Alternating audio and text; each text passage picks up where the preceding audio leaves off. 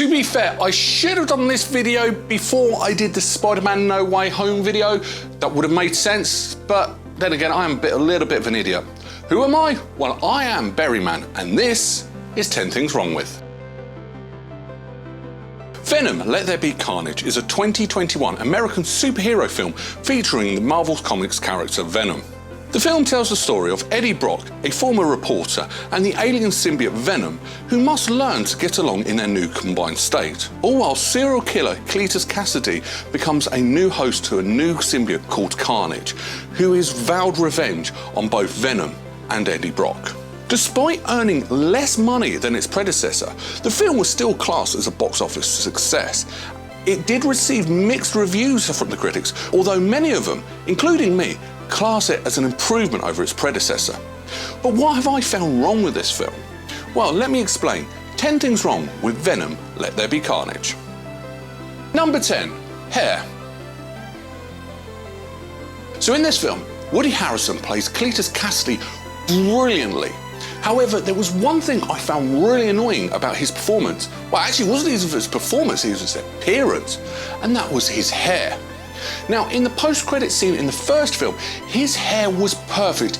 It looked like the character from the comics. But in this film, it looks too neat, too nice. Remember, this is a serial killer, a deranged serial killer at that. He wouldn't make his hair look nice and neat. It was messy, just like it was in the post-credit scene for the first film. Now, this change is actually down to Woody Harrelson himself, because in his opinion, the wig that he wore in the first film looked amateurish, and he preferred the look in this one. Sorry, Woody, you're a brilliant actor, but you did get that one wrong. It looked better in the first film. Number 9, death penalty. So Kasady is a death row inmate, and he's in the state of California, in the real-life prison that is currently in the process of being closed down, where executions are carried out. Notice what I said there. It's in the process of being closed down. The reason being is nobody has been executed in the state of California since 2006. Now, the death penalty still technically applies, but it's sort of on hold. They've not executed anyone, and it's in the process of being repealed.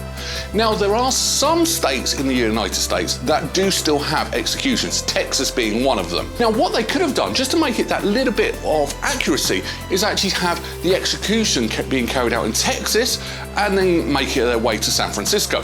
That would have actually made sense, although I would have then picked it up for not being comic accurate.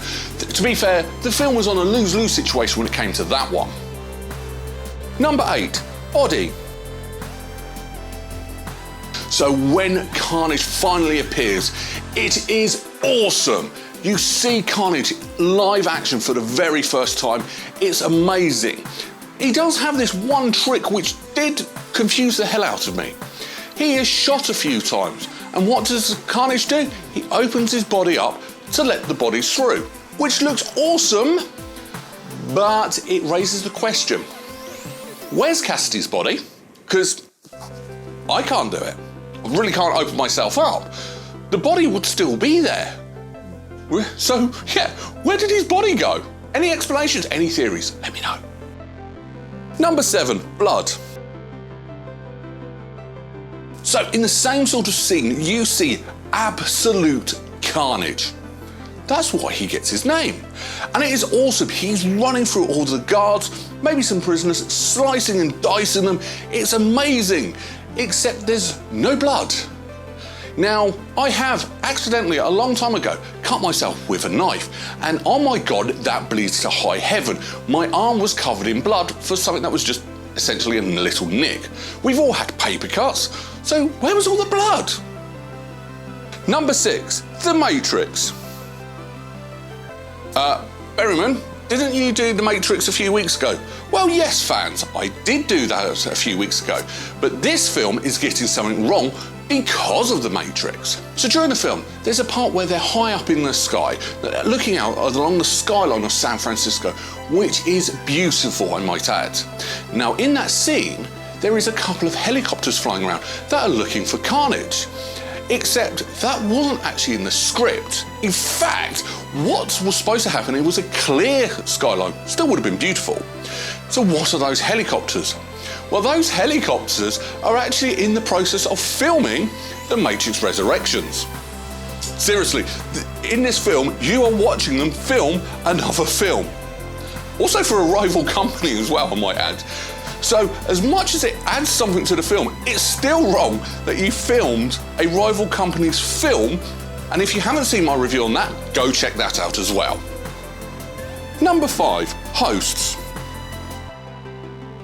In the film, Eddie Brock and Venom have a bit of a lover's tiff, and Venom goes off in a bit of a strop. I'm calling it a strop because that's what my missus says when I do it, so I'm going to call it a strop. Now, Venom can't survive on his own, so he goes from host to host to host. The reason why he's going from host to host to host is because these hosts get weaker and he can't survive for long in them. So he jumps from people to people. So my question would be, did those hosts survive? Let's face it, Venom has had no issues about killing innocent people before.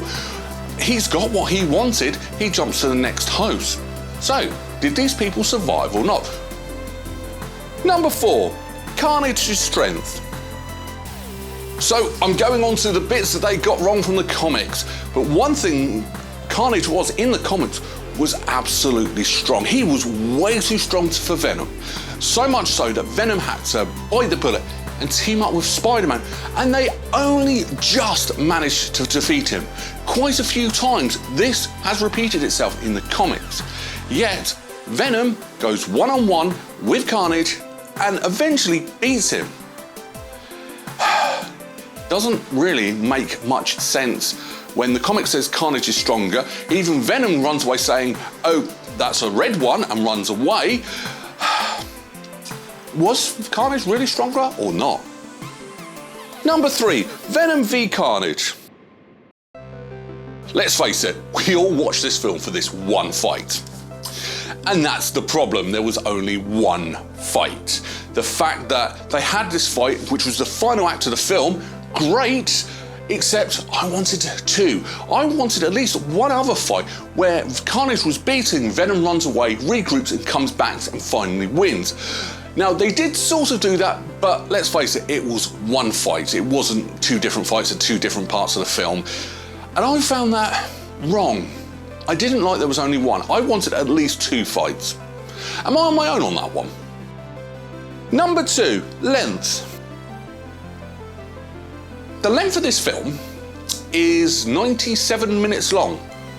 Technically, this is the second shortest Marvel film, after one of the Fantastic Four films, which was 93 minutes. This film was a bit too short, and as a result, it did get a feeling of it was a little bit rushed. Now, like I said in my previous entry, there was only one fight. You could have expanded the film to 2 hours so we could have 2 fights. Not make the film as rushed. Have the pacing slow down, not much, just a tad little bit. It might have been a little bit more enjoyable. Number 1, wasted post-credit scene. So when I watched this film, this post-credit scene got me so hyped up, it was unbelievable, that Venom travelled worlds and was in the MCU. How awesome was that? Venom recognised Spider-Man. How awesome was that? Our appetites were whet. We were all excited to see Tom Holland's Spider-Man and Tom Hardy's Venom go at it. Especially when it came out, it was confirmed that that scene was filmed on the same set as No Way Home. That's it, it's confirmed. Tom Hardy's in the MCU. We cannot wait. It didn't happen. Now, I know I said this in the No Way Home video, but the point stands, it was that annoying that we never got it. That was too teasing with no payoff whatsoever. Final thoughts. So here are my thoughts on this film. Essentially, we have a sequel and a buddy cop film. That's what we've actually got, because the interaction between Venom and Tom Hardy, or should I say Tom Hardy and Tom Hardy, is fantastic. It's funny, I loved it, and I was laughing all the way through this film. Now, on one hand, that is wrong because I shouldn't be, but it was designed to be, so I haven't actually put that as a thing wrong with it. But Venom, he is a lethal protector. He is an anti-hero. He's a good guy, but doesn't mind getting his hands dirty. That's what we wanted. We don't get that in this film, we never got that in the last film. But they've added this comedy element to it, which pays off. And I enjoyed it. Let's face it, Sonny and Cher, we were all heartbroken when he gave them away. Once again, the acting in this film is superb. The interactions between the cast is absolutely brilliant, and the soundtrack was fantastic. And I did think the casting of Woody Harrelson was brilliant as well. So there is so much good for it. However, I do feel there's something missing. I can't quite put my finger on it. There does get this feeling there is something missing. Yes, I've said it feels a little bit rushed. Yes, the film's too short. Maybe if they did extend it out and make it 2 hours long, it would be a lot better film and a more enjoyable film. But that's the thing, it is still an enjoyable film. Well, I enjoyed it. So what am I going to rank it? I can't be too nice on this film, but it's still a good film, so I'm a little bit torn, so I'm gonna play it a bit safe this week. I'm going to give it a 6 out of 10 berries. Or should it be 7? No, we'll stick with 6. But that's my opinions and that's my thoughts. What do you think of this film? Let me know in the comments below, along with your rating out of 10. Now, on to next week.